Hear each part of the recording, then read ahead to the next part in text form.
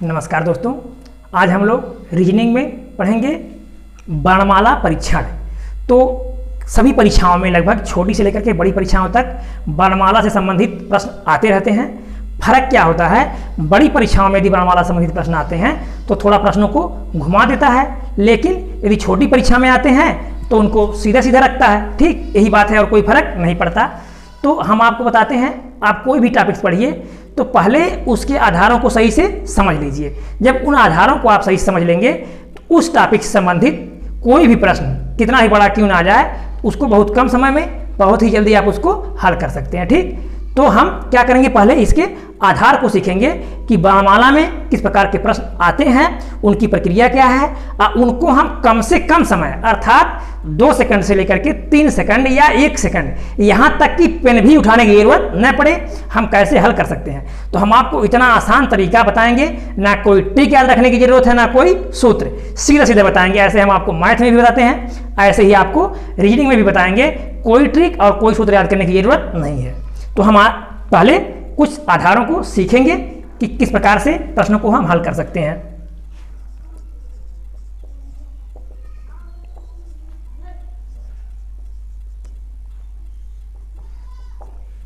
आप देखिए, यदि सीधे सीधे जो भी वर्णमाला आपको कॉपी या किताब में कहीं लिखा मिलता है, उसका ये छोर बायां होता है और ये छोर दायां होता है। इतना हमको पता चल गया।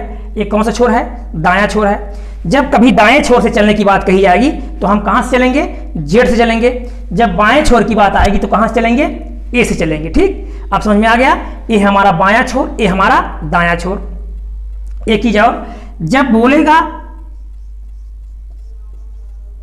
उल्टे क्रम में लिख दिया जाए तो अब बताइए, अब यदि इनको उल्टा लिखना है तो आप पहले जेड शुरू करेंगे, जेड वाई एक्स इस तरह से लिखेंगे बार बार।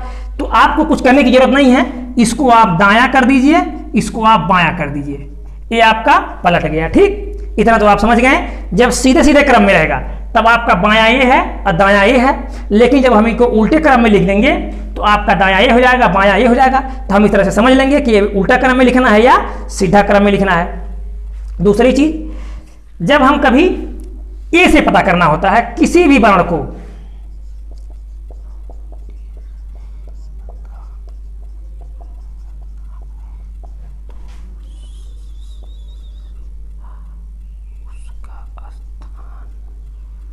सीधा उसका जो स्थान होता है वही हम लिख देते हैं। जैसे यदि ए से 11वां, ए से 11 अर्थात ए के दाएं 11 या ए के बाएं 12, कौन सा अक्षर होगा?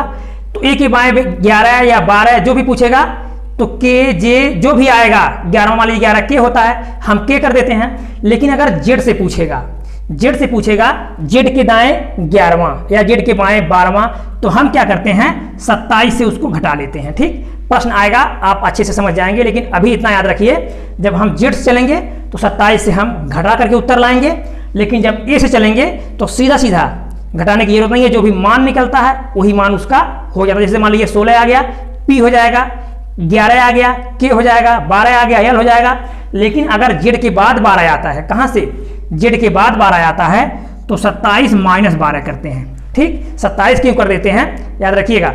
जब भी कभी भी हमको 27 इसलिए करते हैं क्योंकि अगर हमको जेड से आना है तो एक वर्ण तो जेड हो गया, या बाएं से आना है एक वर्ण तो आपका जेड ही हो जाएगा। इस प्रकार एक एक्स्ट्रा जोड़ देते हैं। दूसरी चीज, जब कभी विपरीत पूछता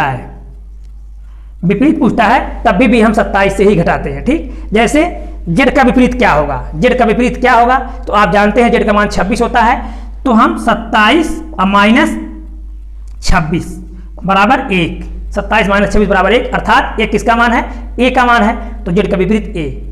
ठीक, याद रखिएगा, जब कभी भी हम जेड से आते हैं तो 27 से घटाएंगे, और यदि ए से चलते हैं तो कुछ घटाने या बढ़ाने की जरूरत नहीं होती है, सीधा सीधा वही मान हम रख देते हैं।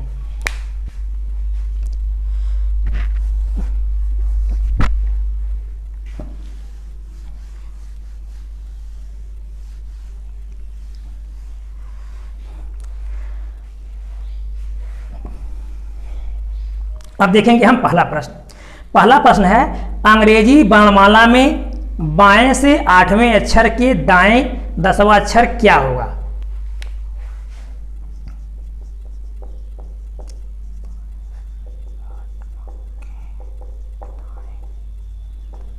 बाएं से 8वां के दाएं 10वां। ठीक, कहां से जाना है आपको?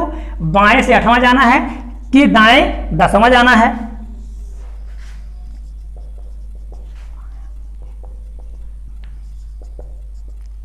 ठीक, इतना तो आप जानते हैं। जेड ये इधर होता है और जेड इधर होता है, ये दायां छोर है और ये बायां छोर है। अब बाएं से जाना है अर्थात ए से जाना है, तो ए से हो गया आपका 8। चलिए 8 हम कहीं पहुंच गए, अभी पता नहीं करना है कि वो कौन सा बाण होगा। अब हमको कहां जाना है? कि दाएं 10वां। अब आप देखिए, आप यहां खड़े हैं, आपका दायां हाथ उधर है कि दायां हाथ इधर है, तो हम देख रहे हैं दायां हाथ इधर है, बायां हाथ इधर है और यहां दिशा भी दिख रहा है, ये दायां है, अर्थात यहां से हम दाएं जाएंगे, किधर जाएंगे? जेड की तरफ जाएंगे। तो 8 ये था, अब प्लस 10 ये बराबर 18। ठीक, 18 हो गया। 18 होता है आर का मान, तो हमारा उत्तर क्या हो जाएगा? आर हमारा उत्तर हो जाएगा। तो कुछ करने की जरूरत नहीं है, यदि आप समझ गए तो सीधा सीधा उत्तर आपका तुरंत आ जाएगा, यहां तक कि पेन चलाने की जरूरत नहीं पड़ेगी।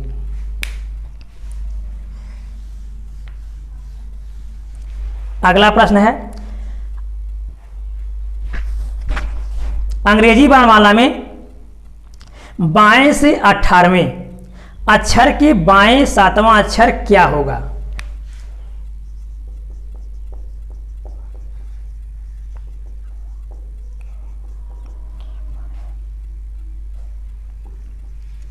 यहां देखिए बाएं से 18 और यहां भी बाएं से 18, अर्थात 18 के फिर बाएं चलना है।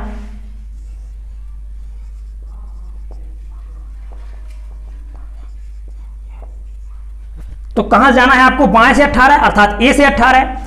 अब ए से 18 हम कहीं पहुंच गए, इसको पता करने की जरूरत नहीं है। अब हमको कहां जाना है? कि बाएं जाना है। अब देखिए बाएं किधर दिख रहा है? बाएं इधर दिख रहा है कि बाएं इधर दिख रहा है? अर्थात बाएं इधर दिख रहा है, अर्थात हमको वापसी आना है। कहां से? 18 से वापसी आना है। कितना? 7 वापसी आना है। तो 18 माइनस 7 बराबर 11।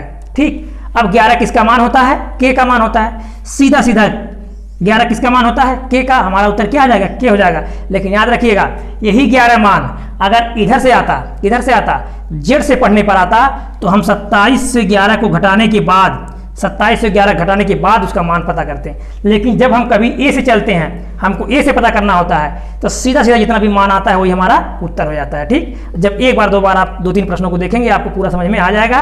पूरा वीडियो लास्ट तक देखिएगा।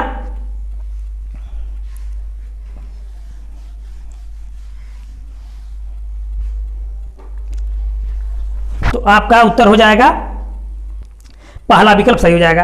अगला है, अंग्रेजी वर्णमाला में दाएं से 20वें अक्षर के दाएं 7वां अक्षर क्या होगा?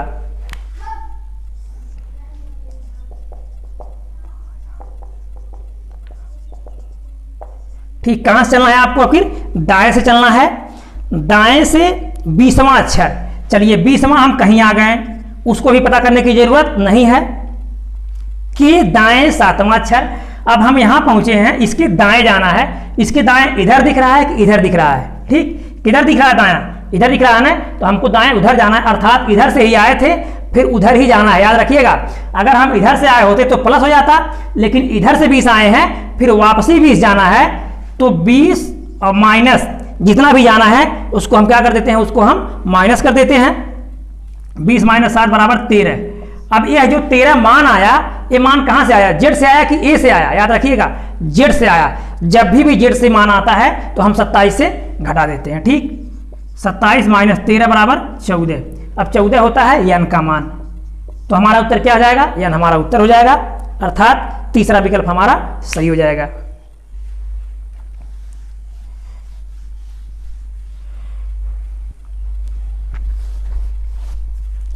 अगला प्रश्न है, यदि अंग्रेजी वर्णमाला के प्रथम अर्धांश को वास्तविक रूप में छोड़कर दूसरे अर्धांश को विपरीत क्रम में लिख दिया जाए तो दाएं से 5वें के बाएं 13वां अक्षर क्या होगा? क्वेश्चन बहुत कठिन लग रहा है लेकिन बहुत आसान है, थोड़ा सा आप समझ लेंगे, बहुत आसानी से हल कर लेंगे। अर्धांश का मतलब होता है आधा, अर्थात एक ए से लेकर जेड तक कुल 26 वर्ण होते हैं, तो उसका जब हम आधा करेंगे तो 13 होते हैं, अर्थात ए से लेकर के एम तक, फिर एन से लेकर के जेड तक। तो प्रथम अर्धांश को वैसे लिखना है, लेकिन जो एन से लेकर के जेड तक है उसको हमको पलट देना है। तो क्या करें, हम पहले वर्णों को थोड़ा समझ लें।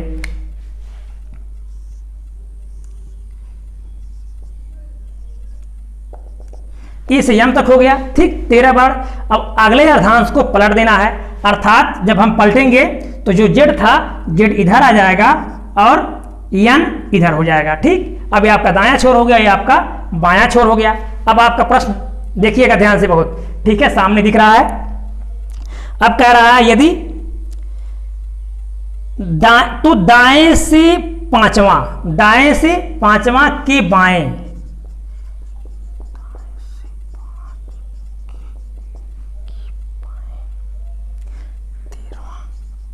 दाएं से 5 के बाएं 13वां क्या होगा? दाएं से जाना है, आप जानते हैं ये दायां छोर है और ये बायां छोर है, तो दाएं से आपको जाना है 5। तो जब दाएं से 5 आप देखिए एन से चल रहे हैं ना, एन से कहाँ आना हमको? जेड तक आना है, तो प्लस होगा कि माइनस होगा? याद रखिएगा प्लस होगा, क्योंकि आप एन से चल रहे हैं ना, एन का मान 14, फिर N O P Q R S T U V W X Y Z इस तरह से जाएंगे ना, तो आप आगे की तरफ जा रहे हैं तो क्या होगा? प्लस होगा। लेकिन एन से चलना है ना, तो एक आपका एन हो गया, 4 और, तो 14 4 18, याद रखिएगा। एक तो आपका एन हो गया, एन का मान 14 होता ही है, तो 14 वाला एन 1 हो गया, क्योंकि इसको भी गिनेंगे ना, अभी आपको हम लिख करके भी समझाएंगे, पहले ऐसे समझ लीजिए। तो एन का मान 1 हो गया प्लस 4 और, तो 14 4 18 अर्थात हो गया आर। हम कहाँ पहुंच गए? हम पहुंच गए आर के पास, अभी जेड के पास नहीं पहुंचे हैं। कहाँ पहुंच गए हम? आर के पास। अब हमको जाना है बाएं 13, कितना बार जाना है? बाएं 13 बार जाना है।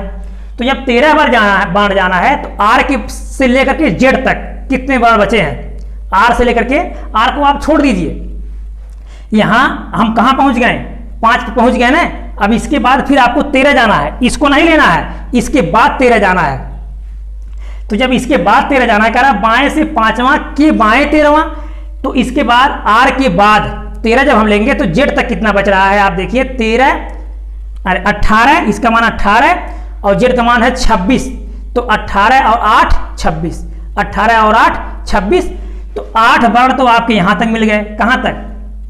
जेड तक मिल गए। तो बचा कितना? 8 यहां तक हो गया। अब बचा है आपका 5, क्योंकि कुल कितना जाना था? 13 जाना था, तो 8 तो यहां तक हो गया, प्लस 5 और जाना है। तो जब हम 5 और जाएंगे कहां से? यम से, तो एक तो यम हो गया, ठीक, 4 और, तो आप यम से 4 घट जाइए, तो यम का मान होता है 13, 13 से 4 घट जाएंगे तो बच जाएगा 9, आई का मान होता है 9, आपका हो जाएगा आई आंसर। या 13 - 4 बराबर 9, 9 बराबर आई के, आपका आई आंसर हो जाएगा। तो आपका विकल्प हो जाएगा तीसरा। या इसको आपको हम लिख करके बताते हैं, देखिए कैसे होता है।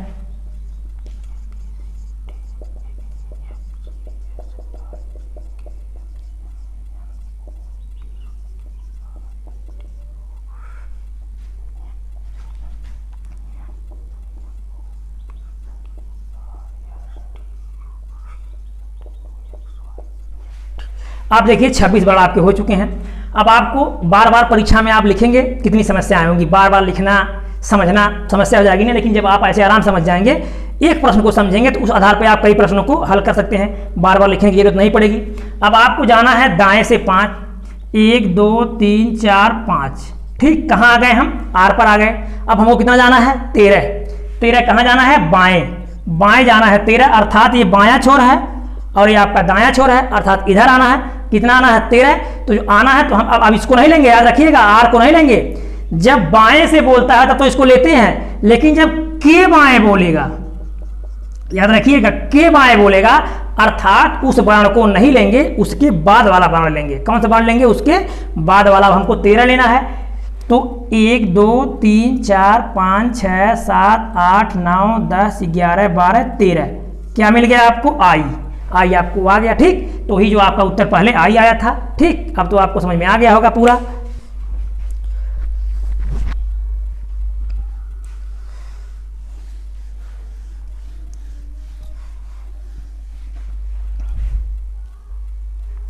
अगला प्रश्न है, कौन सा शब्द क्रमानुसार चौथे स्थान पर आएगा? अर्थात आपको डिक्शनरी के अनुसार लगाना है कि चौथे स्थान पर कौन सा आएगा।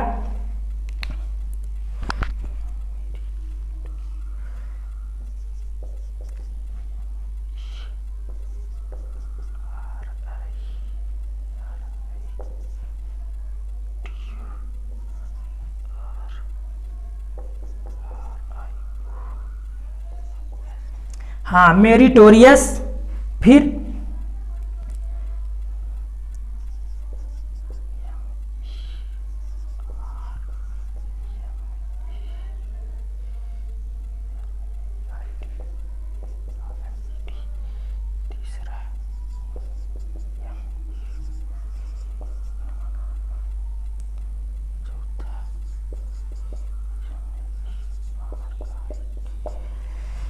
डिक्शनरी के अनुसार एक प्रश्न आप समझ लेंगे, चाहे इतना बड़ा प्रश्न आ जाएगा आप उसको आसानी से हल कर सकते हैं, लेकिन आप पहले एक प्रश्न को बहुत सही से समझ लीजिए। तो हम इसमें देखते हैं, जब डिक्शनरी के अनुसार लगाते हैं तो सबसे पहले वर्ण से तुलना करते हैं कि पहला वर्ण कौन है, अर्थात सब में सबसे पहला वर्ण कौन है। तो हम देख रहे हैं यम यहाँ भी, यम यहाँ भी, यम यहाँ भी, यम यहाँ, अर्थात यम तीनों में है, लगातार वर्ण है। फिर यम के बाद देखेंगे ई यहाँ भी, ई यहाँ भी, ई यहाँ भी, ई यहाँ, ई भी मिल गया तीनों में, चारों में मिल गया, आर आर आर आर भी मिल गया। अब यहां देख रहे हैं आई एम आर आई, अर्थात तीन वर्ण तो मिल जा रहे हैं सब में। बहुत सही समझिएगा, डिक्शनरी के अक्सर करके प्रश्न हर परीक्षाओं में पूछे जाते रहते हैं। तो अब आपको तीन मिल गया। अब यहां देखिए आपका है आई, यहां एम, यहां आर, यहां आई। अब आप बताइए, वर्णमाला में जब आप ABCD पढ़ते हैं तो उस क्रम में पहले आई आता है कि एम आता है कि आर आता है कि आई आता है। तो आप जानते हैं पहले क्या आता है, आई आता है, ठीक, क्योंकि आई का मान 9 होता है और एम का मान 13 होता है, तो पहले आई आता है। तो आपको पहले क्या आ जाएगा, पहले आई आ जाएगा। जब पहले आई आएगा, अब हम देखिए यहाँ आई तो आ गया, पहले आई तो यहाँ भी आई। अब आप एम को छोड़ दीजिए क्योंकि पहले क्या मिल गया हमको, आई। अब आई के बाद देखिए आप, आई के बाद यहाँ टी है, यहाँ भी टी है, फिर टी के बाद यहाँ ओ है, यहाँ कुछ नहीं, अर्थात ये हो गया आपका पहला, ठीक, ये आपका पहला हो गया और ये आपका दूसरा हो गया। अब बचे हैं दो लोग, अर्थात डिक्शनरी के अनुसार सबसे पहले नंबर पर ये आ जाएगा, दूसरे नंबर पर ए आ जाएगा। अब हम देखेंगे इसमें भी आर, इसमें भी आर, यहाँ यम है, यहाँ आर है। अब इस वर्ण को आप देखिए, पहले यम आता है कि पहले आर आता है, पहले यम आता है, ए हो जाएगा आपका तीसरा, ए हो जाएगा आपका चौथा। तो पूछा गया है तो चौथे स्थान पर कौन आएगा, अर्थात मेरी, MERRY आपका चौथे स्थान पर आ जाएगा, ठीक।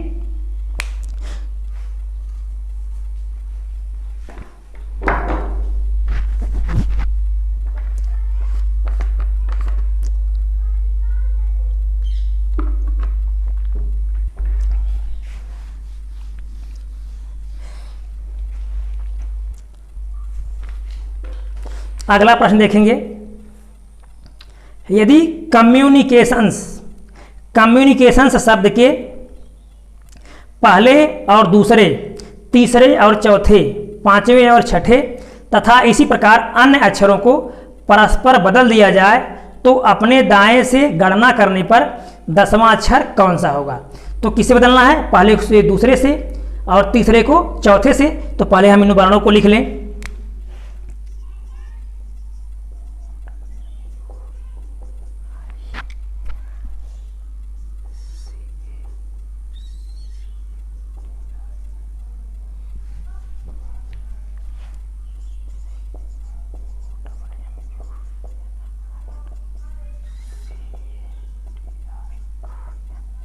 ठीक, COMMUNICATIONS।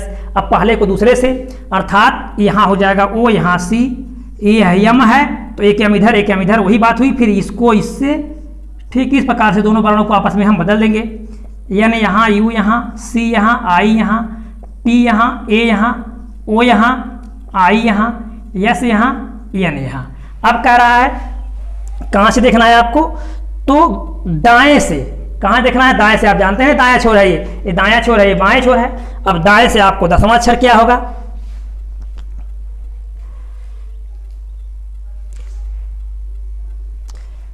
1 2 3 4 5 6 7 8 9 10, अर्थात एन आपका 10वां अक्षर हो जाएगा। तो आपका दूसरा विकल्प सही हो जाएगा।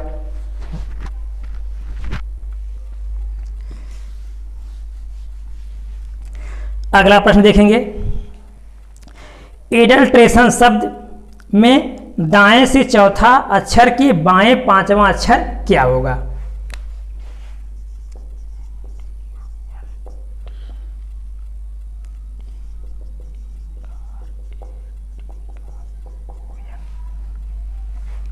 दाएं से चौथा, कहाँ से चलना है आपको, दाएं से चौथा, पहला, दूसरा, तीसरा, चौथा, कहाँ पहुंच गए हम, टी के पास। के बाएं पांचवा, अब आप बताइए ये कौन सा छोर है, इधर दायां छोर है और इधर बायां छोर है, तो इसके किधर जाना है, बाएं जाना है।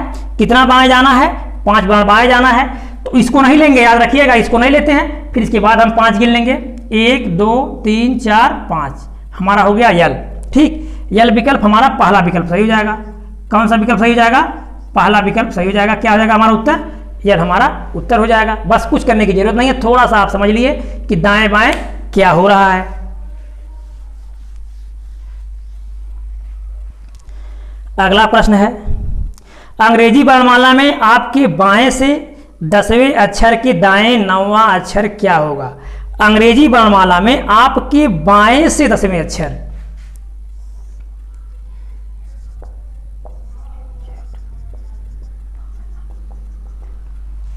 कहां से चलना है आपको, बाएं से 10वां। तो बायां छोर आपका ये है, 10वां हम कहीं आ गए, अभी मत पता कीजिए हम कहां पहुंचे हैं, क्योंकि लास्ट में जब हमारा अंतिम वर्ण मिल जाएगा तो हम वहां पता करेंगे कि ये कौन सा वर्ण हो सकता है।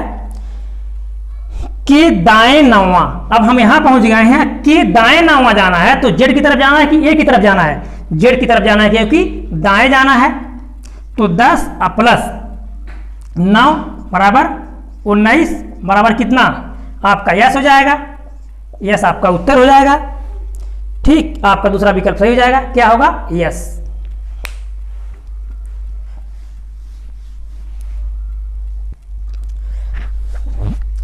शब्द आइडियल में ऐसे कितने अक्षर युग्म हैं जिनके बीच यहां उतने ही अक्षर मौजूद हैं जितने कि अंग्रेजी वर्णमाला में इनके बीच होते हैं। ठीक, आइडियल, इसमें क्या देखना है, बहुत अच्छा प्रश्न है, बहुत अच्छे से समझिएगा। कितने ऐसे अक्षर युग्म हैं जिनके बीच यहां उतने ही अक्षर मौजूद हैं जितने अंग्रेजी वर्णमाला क्रम में होते हैं। इसके आधार पर एक प्रश्न हम आपको बताते हैं। मान लीजिए ए एल सी लिख दिया गया, तो ए के बाद क्या आता है, बी आता है ना, लेकिन यहाँ बी है नहीं, है क्या, एल है ना, लेकिन ए, इसको हम बी पढ़ते हैं। ठीक है, क्या पढ़ेंगे हम इसको, बी पढ़ेंगे, क्योंकि हमको क्या तुलना करना है, इससे अगले से तुलना करना है, ए बी सी। अब देखिए सी कहाँ मिल गया, सी वही मिल गया, तो कितनी दूरी है सी से, एक अक्षर बीच में आता है, चाहे वह बी आ जाए या कोई भी अक्षर आ जाए, तो बीच में एक आता है ना, तो बी, उसके बाद तीसरे स्थान पर सी होता है, अर्थात कौन मिल गया, ए और सी मिल गया। इसी प्रकार इसमें तुलना आपको करना है। तो हम देखेंगे आई से शुरू करेंगे, आई जे के एल एम, कुछ नहीं मिला।